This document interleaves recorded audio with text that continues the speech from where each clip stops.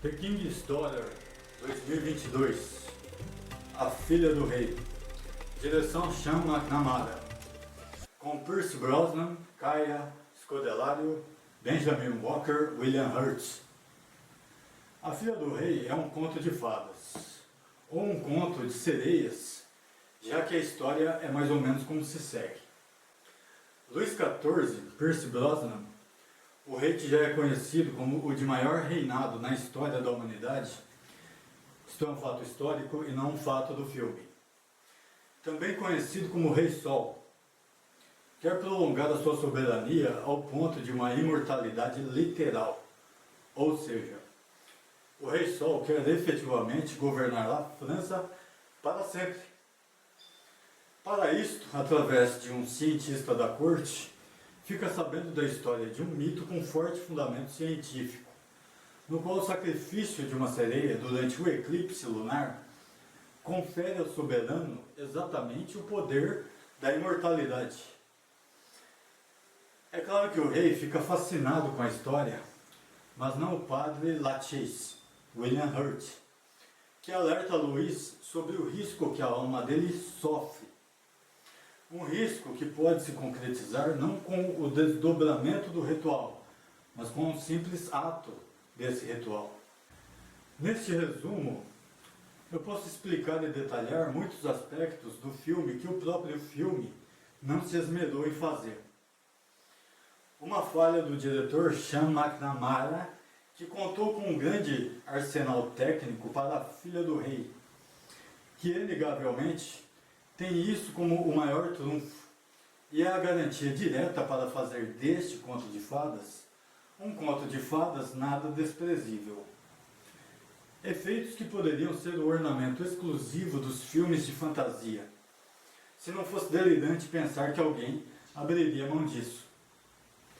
Mas como eu dizia, o filme padece em uma encruzilhada que tem a ver com a formalidade do ritual, já que o eclipse lunar, por ser um evento extraordinariamente raro, também atrai a filha propriamente dita de um orfanato esquecido para o Palácio de Versalhes. A função disso da história não fica muito clara, ou ficaria muito clara se Marie-Joseph, Kaya Scodelario, fosse parte direta do sacrifício, o que não se dá senão de um modo puramente secundário e paralelo à trama principal, a onipotência do rei. Marie-Joseph acaba se apresentando como uma espécie de consciência profana da sereia, o ser mitológico, ao passo em que unificar estas duas instâncias daria um outro e novo significado moral ao filme. Há também a presença moral do padre Lachaise. Sim, a própria moralidade de Luís XIV e os princípios de Marie-Joseph.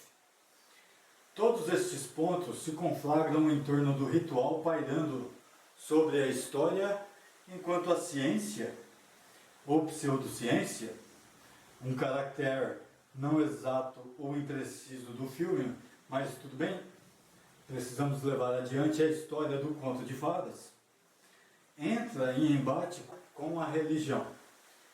Enquanto Luís XIV alimenta pensamentos idealistas com a esposa morta, procura obstinadamente governar a França, não com uma aliança política, mas a aliança da própria filha.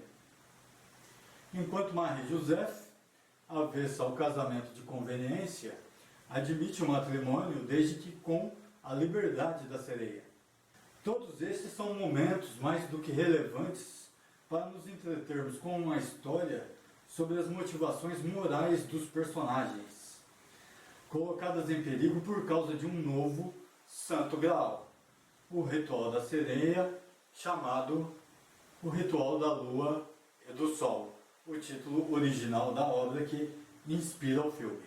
Mas Sean McNamara não sincronizou seus dados e, empurrando o conto de fadas a qualquer custo, perdeu a chance de fazer o que a Disney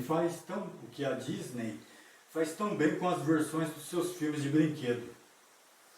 Unir realidade e ficção no registro superior do universo digital, unindo épocas, estilos e gêneros em um surpreendente formato visual.